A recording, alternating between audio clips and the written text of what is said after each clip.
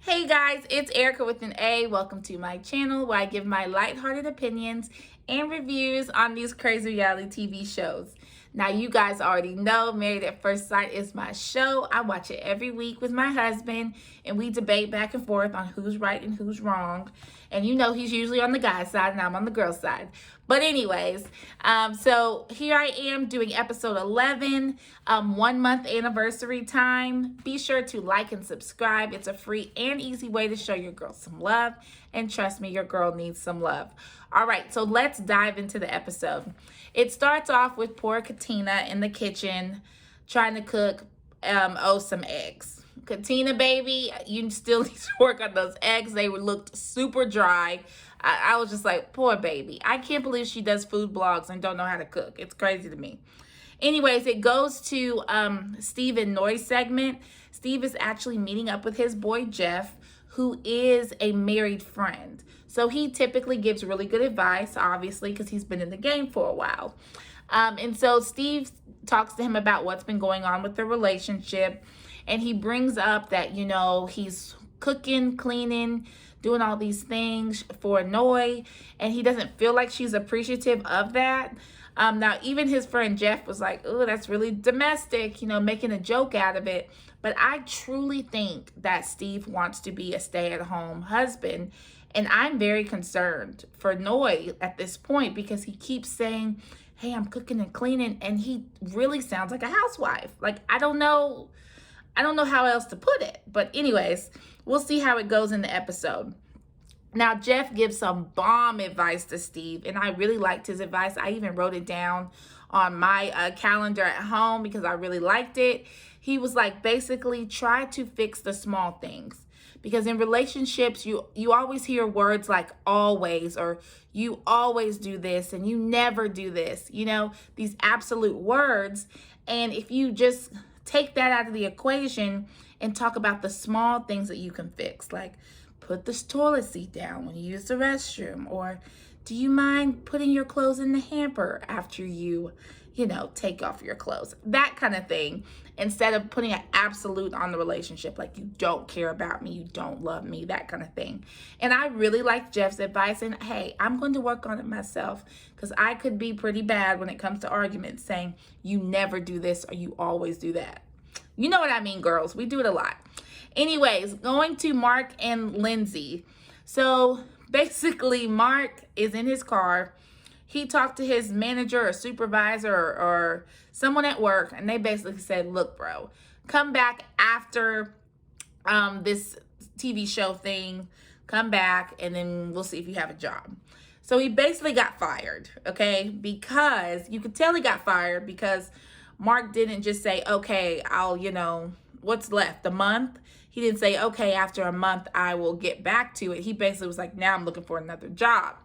So he got fired. It sucks, but it is what it is, right? Every job is not going to be flexible with your TV schedule, I'm sorry. So he's kind of like, hey, I need to break it to Lindsay what's going on. He was a little hesitant to do that, and I don't blame him because we already know Lindsay is extra. You know what I mean? You never know if you're going to get a positive Lindsay or you're going to get an asshole. You just don't know. So he was a little skeptical when telling her, but surprisingly, she took it pretty good. Like, he's like, hey, I want to look for a new job. I'm not used to not working.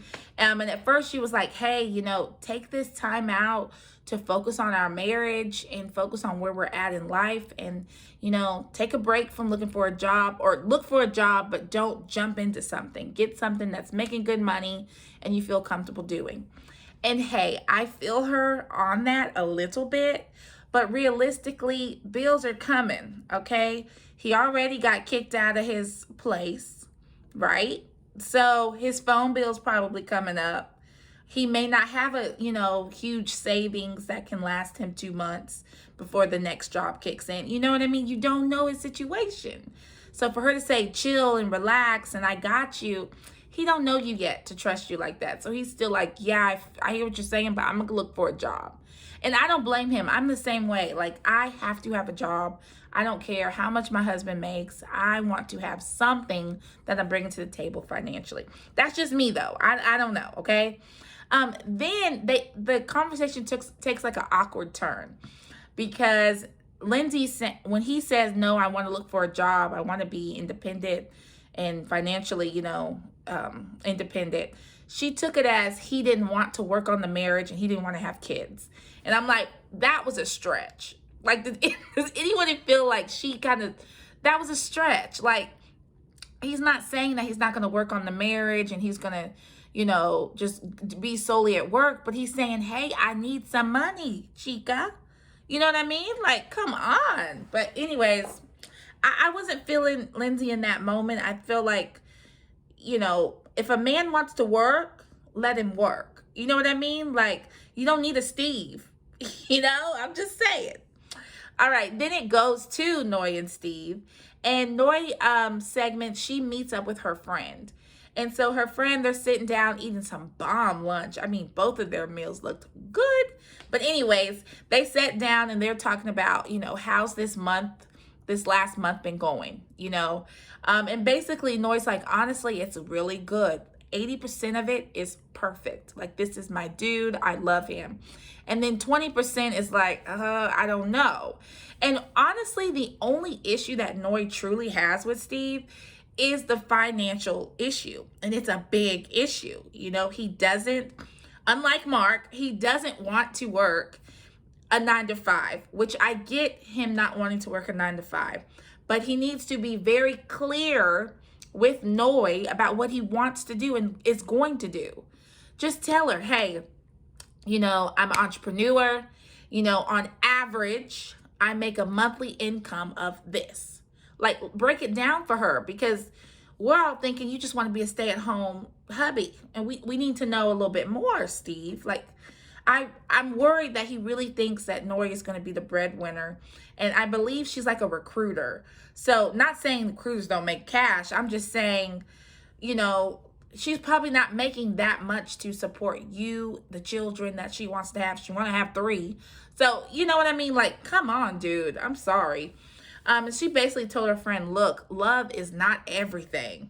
Okay, I love him, but love isn't everything. And I feel her on that. It got to be more than that. So I know she's saying 20% bad, 80% good, but I truly feel like that 20%, it's a little more weight than what she's putting on it, right? Because she keeps bringing it up. All right, then it goes to Mark, and guess who he meets up with, ladies and gentlemen? He meets up with Chris. So they still got Chris on the show. He's doing little pop-ins or whatever. So they meet up and they are at a plant shop buying Lindsay some plants because she loves plants. And actually, guys, I'm not going to lie. Yesterday, I bought me 2 plants. I'm going to show you a picture because I'm proud of my babies. So I'm going to show it to you, okay?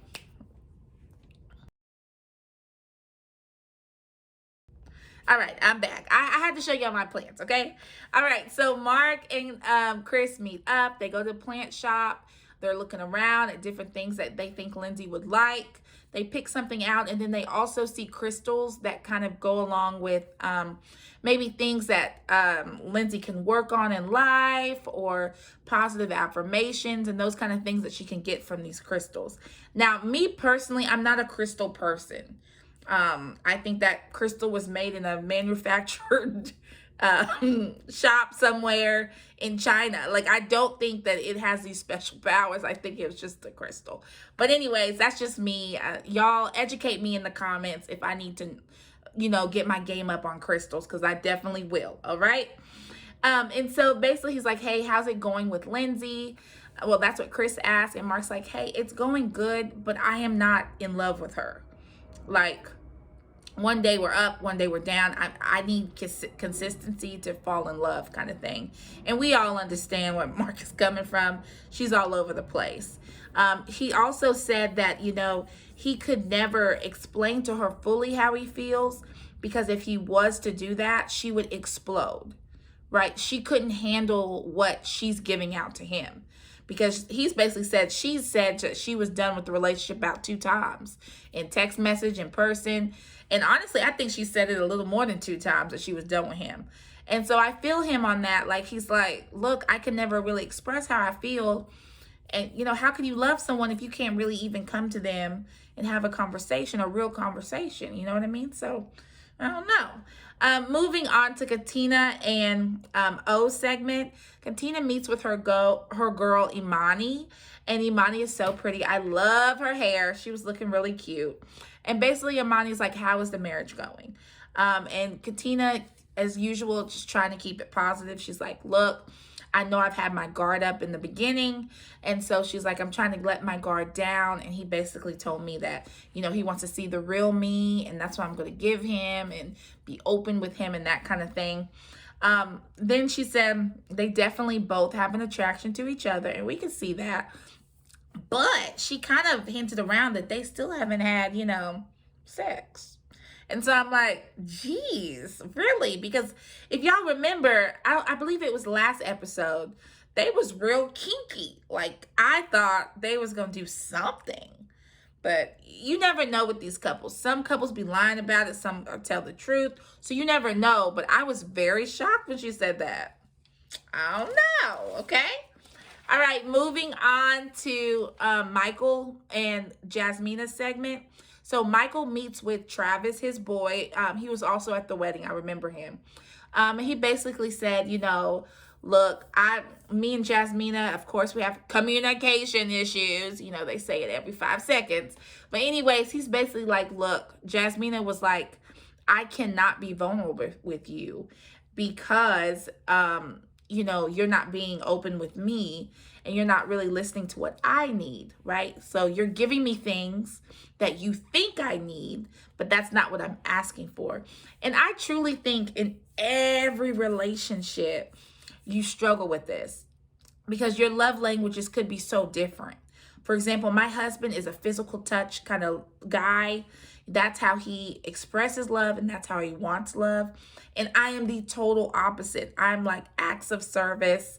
You know, I want you to clean the bathroom and that makes me feel love. You know what I mean? So we're totally different. So we have to work on that and, you know, show the other person what their love language is. So I think a lot of couples struggle with this. I don't think this is a Jasmina and Michael issue. This is just people, okay? So anniversary time, all right? And you know, love at first sight. They're no, Married at First Sight, sorry. You know how that show is. The first anniversary is 1 month and they get this cute little box from their wedding and it's usually photos of the wedding and a scrapbook. It's usually their vows, all that kind of cute stuff, right? So first O and Katina get their box. Of course, it's beautiful. They look really nice on their wedding date. Then Michael and Jasmina get their box. But Michael kind of sets it up in a prettier way than all the other couples. So he has food laid out. It's candles, like it's a beautiful setting. And so Jasmina really appreciated that. Now, I truly think, though, that Michael kind of took the credit from Lifetime about that wedding box. Because I truly think he wanted it to look like he made the box, and he did not, sir. Lifetime made that box, so you need to give the credit where credit's due. I'm just saying. So he basically said, hey, I want to make this anniversary really special, and so I want us to rewrite our vows and say it to each other at dinner tonight, which I thought was very cute. Because if you think about it, when they wrote their vows before, that was for a person that didn't exist, right? The figure of their imagination of what a wife or what a husband should be. So now they have met. So let's rewrite these vows to what fits that person. So I think that was a really good idea. Now it goes to Katina and O again. And I love Katina. She my girl. But Katina, let's get rid of this wig, honey. We a month into this wedding and you are wearing the exact same wig from the wedding. That is a problem. Okay, you went to the wedding with that wig. You went on a honeymoon with that wig and you came home with it. Stop it. Take it off, okay? Because honestly, when she was on that boat, I couldn't stop looking at it. It was like, I couldn't stop because I was just like, Katina, you look so beautiful. Your outfit is beautiful. Your face is beautiful. But that freaking wig is getting nappy and she was making me really angry, y'all. Anyways, she selects this really cute date for O and herself. They get on this boat that's called, I wrote it down because I didn't even know what the boat was called. It's called a, where is it? Because it was a weird name. Gondola ride. Okay, it's basically that Italian looking boat with the guy with the little hat on, and he's rowing the boat for you. It was really cute. But it was in Boston, of course. So you could tell, like, the water, I don't know, the water looked a little, I don't know, bayou looking. But anyways, that's just my opinion. But it was a cute gesture, okay? They looked like they had a good time. Even the guy that was rowing the boat for them, the captain, was basically making fun of O because he kept saying, yeah, the ganja ride. And he's like, dude, it is gondola ride. Ganja's something else. And we all know what he's talking about, okay? So I thought that was really funny. Now, going to Mark and Lindsay. So Mark takes Lindsay on kind of like a road trip. And so I'm thinking, okay, where is he taking this chick? So he keeps driving in the middle of nowhere, and then he pulls up on this teepee kind of tent and this cute little setup where they can eat food, watch their wedding. Like, it looked really cute. So kudos to Mark for finding this place. I thought it was very cute. A funny moment is when they're sitting out there, Mark basically explains that he doesn't go camping. In fact, he's never been out in the wilderness like this before. And so, of course, Lindsay, know-it-all Lindsay, was like, oh, I've been out in the woods. This is my environment. You know, laughing at Mark because he hasn't experienced this like she always does. Mark does start, like, blowing, like he gets a fire going. And he starts blowing at the fire. And so the producers kind of put this awkward music behind it. And I thought it was funny because it looked like he was trying to blow out a huge fire with his mouth. So it was hilarious to me. But then my husband was telling me that this is kind of normal to do. It makes the fire get bigger. That's what he's told me. So I was like, oh, well, maybe Mark's not crazy. Maybe people do this, you know? This is not a normal thing they do. I've just never seen it. So I thought it was hilarious. I didn't know what Mark was doing. And he didn't look like he knew what he was doing. But hey, my husband said that's a normal thing, okay? Now, going to Jasmina and Mike, they look so cute. They got, like, basically some Easter outfits on, but they look so fly. You know what I mean? Like, Jasmina has this purple silk cute dress on, and then Mike was looking good with his baby blue suit. I was like, okay, I see you. So they sit down at dinner and they're talking about how, you know, they're enjoying their time together and how the wedding was probably their best day together. And they talk about that all the time. So she loved that he basically set up the dinner to look like their wedding. In fact, it was in the same venue. So it was very cute of Mike. Kudos to you. All right, so they start reading their vows to each other. Both of them were great vows. They were definitely more personal than the first, you know. And I loved how Jasmina, in her vow, she said, you light up my life just like you light those candles every night. And I was like, okay, I see you with the bars. Like, it was very cute.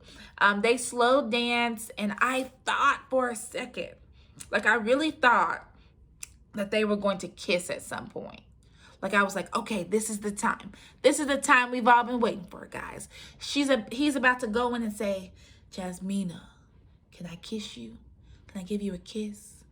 And that was his time, but he still didn't do it. Like, I'm like, Mike, kiss the woman. You know, that's what she really wants from you, is intimacy.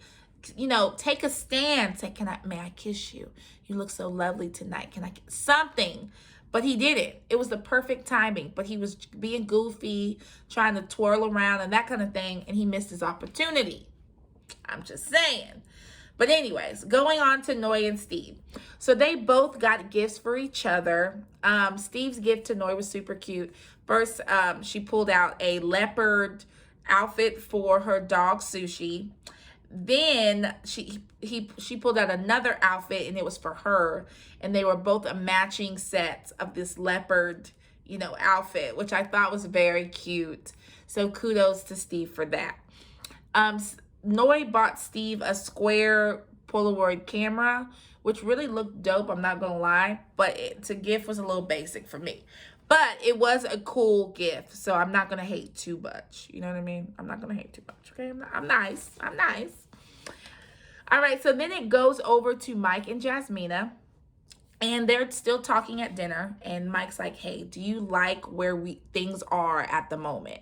And she's like, I'm really liking where things are, and I'm really excited about where we are, because the first month was just a waste. And when she said that, I'm like, a waste? How is that a waste? You got to know your husband. Like, you got to know him. Of course, y'all went through issues, but y'all grew closer, I'm assuming. It's been a month. Y'all are sleeping in the same bed here. But anyways, so Mike tried to be, a little more positive. And he's like, look, yes, I wouldn't say the first month was a wash. But we learned and we grew as people and that kind of thing. And I agree with him. Like, that was a little rude in my opinion, but it is what it is. She does say that, more days like this is going to make her grow more intimacy and feelings for Mike. But I truly feel that she's not going to get there. I don't think she's going to get there. She does not like this guy. I don't think she's just taking it slow. I think she just doesn't like him. And we see in the next clip for next episode, I'm kind of right, y'all. Okay? I'm just saying. Then it goes to Mark and Lindsay. Remember, they're at the TP tent. And so they actually have a pizza that they put through that wooden, with that brick stove. So the pizza looked really good, y'all. And so they had that for dinner. Mark shows Lindsay his gifts, which is the plants, remember, that he bought, and then also the stones. Now, this part to me seemed a little, I don't know, okay? So he gives her the stones, right? And he explains each stone. So the first stone was for self-esteem and to make good decisions, okay? The second stone was to remove negativity, okay? And the third stone was to warn off evil eyes. Now, I don't know about you guys, but if my husband gave me gifts basically addressing my flaws, right? So basically you're saying I have self-esteem issues, right? You're saying that I don't make good decisions. You're saying that I'm negative and I have an evil eye. To me, that's where I'm taking it. That's what I'm thinking you're trying to say to me. And so I'm very shocked that Lindsay took it the way she took it, because I was feeling as though it was a little rude gift. You know what I mean? Like, I just didn't really like the explanation of them. I thought it was a little rude. That's just my opinion. Lindsay obviously loves the gift, so I don't know. It couldn't be me, though. Don't give me no stones talking about all my flaws. You know what I mean? I'm just saying. So Noi and Steve, they take a boat ride, and the boat ride was a little rocky. And I'm not talking about their conversation. I mean, it was going swaying back and forth, and they were eating sushi. Like, I'm the type, okay, sushi is already raw meat. Then we're in a boat swaying back and forth. I'm like, somebody gonna get sick. You know what I mean? But anyways, that's what I saw. Did y'all see the boat? It was, that's all I'm saying. Anyways, so Steve basically is in the boat teaching Noi a history lesson. And so he goes, over there, you see those two boats? Well, that's where the Boston Tea Party happened. Have you heard about the Boston Tea Party? And I'm like, Steve, Noi has definitely heard about the Boston Tea Party. I'm pretty sure all of us in public schools have heard about it. Like, what? I thought that was hilarious to me. Like, really? Have you heard of the Boston Tea? Yes. Then when she says yes, he then explains what it was. You know, I thought it was very cute, but it was funny to me. So they enjoy themselves. They're laughing, having a good time. And then O asked, how's everything going? Like, what's your thought on this marriage? And she said it's great, and he agreed with her. So far the date is going pretty good. Now, then I don't know if the boat turned around or got too rocky, but things started to, go a little left. Okay. So Steve asked, what do we need to do moving forward? And in my opinion, Steve, this is to you, baby. Don't ask that question if you know what Noi's problem is with you and you're not ready to address it. I'm just saying.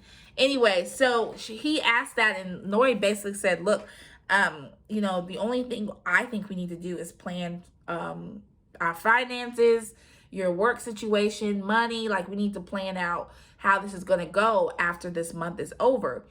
And Steve was like, but have I not been making efforts to talk to you about this? And I'm like, oh, so he's been trying to talk to Noi and she's been ignoring him? Like, it almost didn't make sense. So I'm kind of like, I need Noi to explain what the heck he's trying to talk to her about. Because I highly doubt Steve has been trying to sit down with Noi and say, hey, bills are taken care of. I make this, and this. You're good, right? I highly doubt that was the conversation. So I need to know what that conversation was.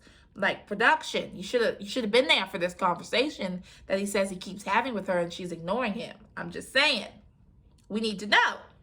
All right, going to Jasmina and Michael.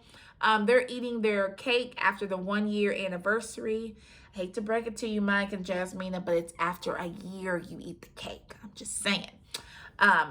We tried to do it at my wedding. The cake was surprisingly good, and I wanted to eat more, but I knew it was a year old. I don't know. That's just me, okay? Anyway, so they eat a bite of their cake from the wedding, and then they're just giggling, having a good time. Then they're laying in bed, right? And Michael lights a candle. And he's like, hey, you can have that candle on your side. And she's like, giggling. And he's basically, to me, trying to set the mood, if you know what I mean. Like, he's like, tonight was great. Let's kick this thing into the next, situation. Like, that's what I thought he was trying to do. Let me know in the comments if you was feeling the same. He was trying to set a mood, okay? But Jasmina, she wasn't having it. You could tell she had a full face makeup on. She had like the old lady granny pajamas on. Like, she wasn't trying to do nothing with Mike. And truthfully, I doubt if she ever will. It's really sad situation because I think Mike is a good guy and they could be a good fit. But Jasmina just ain't feeling him. And so it sucks. Okay, but it is what it is. All right, moving on, guys. So O and Katina. So O's basically like, hey, this marriage is going so great. You're not the best cook, but you're working on it. And hey, I feel him on that because like I said, with those eggs that she made at the beginning of the episode, I was like, woo, poor O. Anyway, so he said he's really enjoying her, says that he's feeling her. He's scared to say love. He said that in the last episode. But he said, it's more than like, I'm feeling you. And she's like, I already knew that, but it is what it is. I truthfully thought they did something last episode. Because do y'all remember he carried her to the bed, massaging her stuff? Like, I don't know what happened there. But anyways, still, I hate to say it, Katina, the wig is looking even worse than it looked in the last scene. Take the wig off. Okay, back to regular scheduled programming. All right, going on to Lindsay and Mark. So they're still at the tent spot, the TP spot. He brings out the wedding box that Lifetime provides them, and he also shows them a video of the wedding. Was anybody else shocked that at the campground, I thought they were staying the night there, but if you looked around, there was just 2 uncomfortable chairs in front of a projector. In my opinion, I feel like they could have brought a couch out there. Not them, but whoever owns this tent place could have brought a couch, a nice bed set. I don't know, but I wasn't feeling the 2 chairs. It looked uncomfortable. But anyway, so they watched their video back. Both of them looked very happy and everything. It was a beautiful wedding. Now, Mark, I don't know if you guys noticed this, but at the wedding, Mark didn't have any facial hair. So he shaved it all.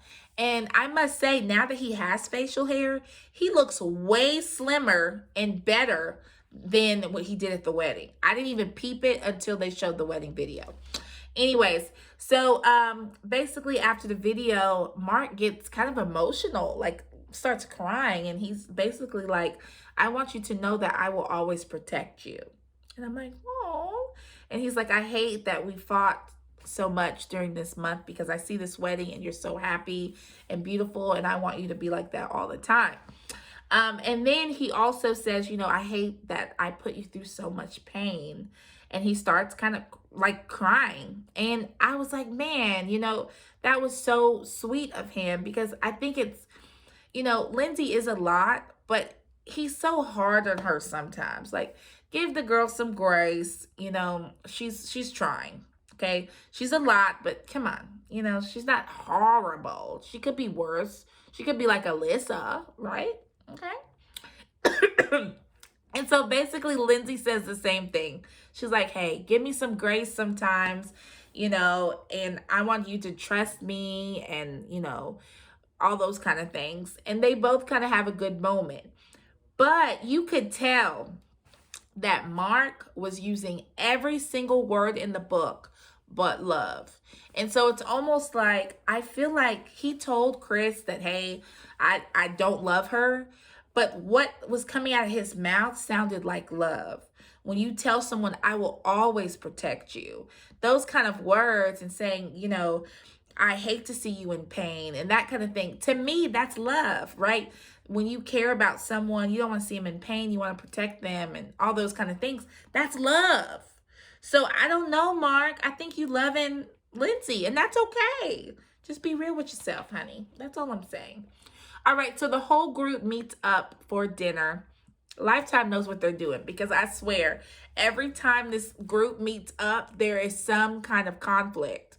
I'm just like, every time. Okay, so anyways, they meet up with the group, and everyone's, having a good time. They're excited to see each other. They actually drive there all together in a van.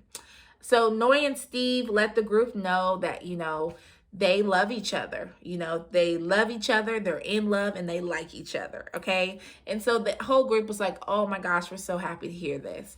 Then Jasmina and Mike let the group know that they are in a good place now, y'all. They had a great week, and they're hopefully going to continue to have that good week. Then Mark says that, they're learning what life would be like after the 4 weeks. And so he's basically like, look, my job situation, my living situation, I need to know if this is going to be the real thing after 4 weeks. And I know Mark's feeling it, because he will be homeless after this situation, because he don't got no job, no place to live. Like, he has to stay with Lindsay at this point, right? Like, so he's worried about that.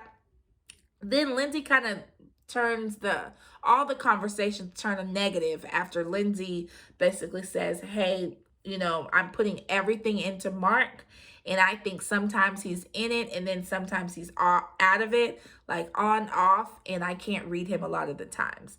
And so once she said that negative comment about Mark not being in it all the way, then everybody else starts, saying little negative comments. And so Jasmina basically calls out Lindsay, because she's like, hey, I don't think he likes when you touch his neck like that, or his face, because Lindsay is a very touchy person.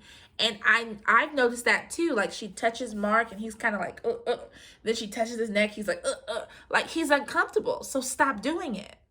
Even Jasmina couldn't take it no more. Like, he's uncomfortable, girl. Chill out.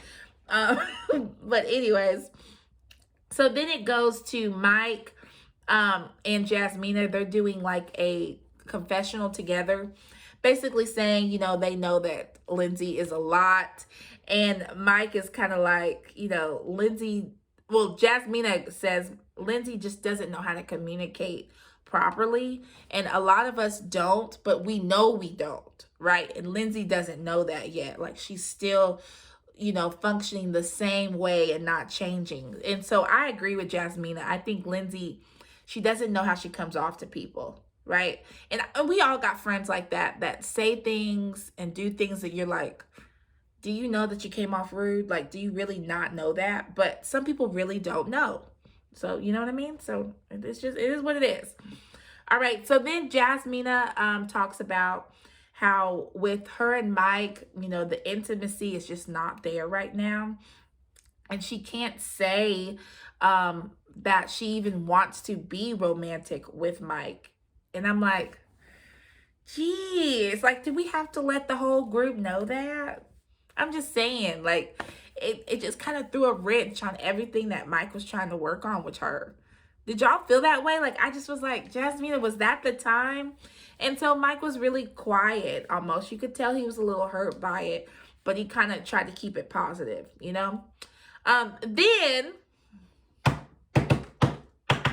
are y'all awake? Because then something happens and I'm so confused, right? I was so confused. So Olajuwon says, he has great chemistry with his wife, but he questions if it's marriage chemistry and not just friend chemistry. Now, mind you, before they even came to the group setting, they were laughing all over each other. It was a good vibe. Then he goes from, he doesn't see marriage, he only sees friendship. And I'm like, what in the heck happened between that time? Like, I'm confused, okay? And so, yeah, it just turned left real quick, y'all. And so Katina, she does this great poker face. I don't know how she does it, because my face would have been like, what are you talking about, oh? Like, what is going on? But she was very calm. He basically said, I don't even know if this marriage is real. And so we're all lost at this point. The cast is lost. Katina's looking confused. Everybody's like, what in the heck is going on? Now, O explains in a confessional exactly what happened. Okay, so he said, hey, I borrowed her phone while we were in the van going to dinner. And in the phone, I saw something that no wife should have in her phone. So I'm like, ooh, what did he find? I'm like, he found a number. He found her communicating with somebody that she shouldn't. Like, he saw some stuff, right? So then once he explains, I'm like, oh, okay, this sneaky Katina, she's being sneaky, right? And so he basically is like, look, do you want me to tell the whole group, or do you want us to just talk about this later? Now, he's saying this in front of the whole damn group, right? So Katina's like, no, I think we should talk about this privately. I don't know what's going on, so we can talk about it privately. And he's like, oh, okay. And then he still tells the group, yeah, because what I found out about Katina, no wife should be doing. And so everybody's like, oh, Katina must be fooling around, because it has to be that for his reaction. You know what I mean? It has to be that. All right, so basically Katina's like, he's like Dr. Heckle and Mr. Hyde, the way he flipped on me, and she just wants to talk about everything in private. Then drunk Lindsay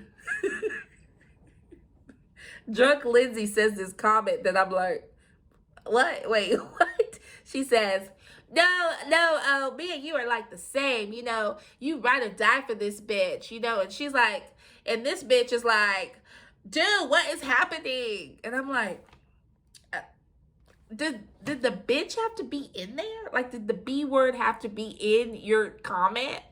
She should, like, what? Anyway, so Katina and O just looking at her confused, because they're like, here she go butting in. But Katina was so angry with O that she just ignored Lindsay and her strange comment. Like, it was hilarious to me. Anyways, so Jasmina, the sensible one at the table, her and Noi both were like, look, whatever this is needs to be done in private. I don't think we need to know about this. Let's just keep this private because you made it awkward, right? We're all sitting here. You made an awkward environment for all of us, you know? And so now I'm like, I can't wait for them to get home. Like, I'm looking like, okay, there's only 5 minutes left in this episode. When are we getting home so we can hear what the heck is going on, right? So Katina's basically like, look, I want to cut this short. I'm ready to dip. And so I kept thinking, okay, now they all rode together. So how was that ride back? That's what I was thinking. Like, how is that ride going to be back to their apartment? But we heard from the show, the after party show, that basically Katina and Jasmina rode together separate from the group because, you know, Katina was pissed, right? As she should be. So she gets home, right? Katina sits right down like, hey, what's going on, dude? Like, what is going on? And so O said, let me see your phone. Okay? Which, ladies, we all, ladies and men, know when someone says, let me see your phone, like that they found something in your phone that they want to talk to you about, right? So then I'm like, okay, it's her phone. What's in there? Okay? So he said, what's this? And he points to it real quick. And I'm like, what could he be pointing to that? And then she goes, this is old. So I'm like, okay, this is an old text message in her phone from an old dip. Like, that's what I'm thinking. It's an old boyfriend text message. No, it's not that. Then I'm thinking, okay, it's a photo of an old boyfriend and her, like on a screensaver. No, it isn't that. You know what O was angry with on Jasmine's phone? Was a dating app, okay? In fact, the dating app didn't even have her account on it. So it was just a dating app with no account. Now, mind you guys, they just got married a month ago. So Jasmina says, look, it's an old dating app. I didn't even know it was still on my phone or I would have deleted it. In my opinion, because y'all have only dated a month, this would be a common mistake. I can see that this would be a common error, right? She hasn't looked at her phone, noticed all the apps on there, because hell, all of us have a lot of apps. Maybe she didn't notice that one of them was the dating app from a long time ago because she hasn't been on there. She has no account. Maybe I can buy that. I think that is reasonable. But the way O reacted, he should have asked questions first, and then whatever she told him should, either suffice or then get the attitude. But what he did to her, yelling at her, didn't let her speak, I'm like, dude, he is a walking red flag. Like, I cannot. All right, so that ends the episode. Basically, Katina's pissed because we're talking about a dating app that she don't have. She don't have an account to. So she's like, get this mic off of me. I'm over it. I'm going to bed. And so we'll see how her and O handle the situation next episode. But it got good at the end, y'all. I'm like, ooh, wait. So be sure to like and subscribe. Leave comments below about this episode. What did you think about O and Katina? Like, were y'all feeling his energy? What would y'all do in that situation? Just let me know in the comments. Because, hell, I've been married for a while, y'all. So I don't really know. I wasn't even around really for the dating apps like that. So I don't really know, y'all. So put in the comments how y'all feel about this situation. Did he overreact? And I will see you guys next week. Love you guys.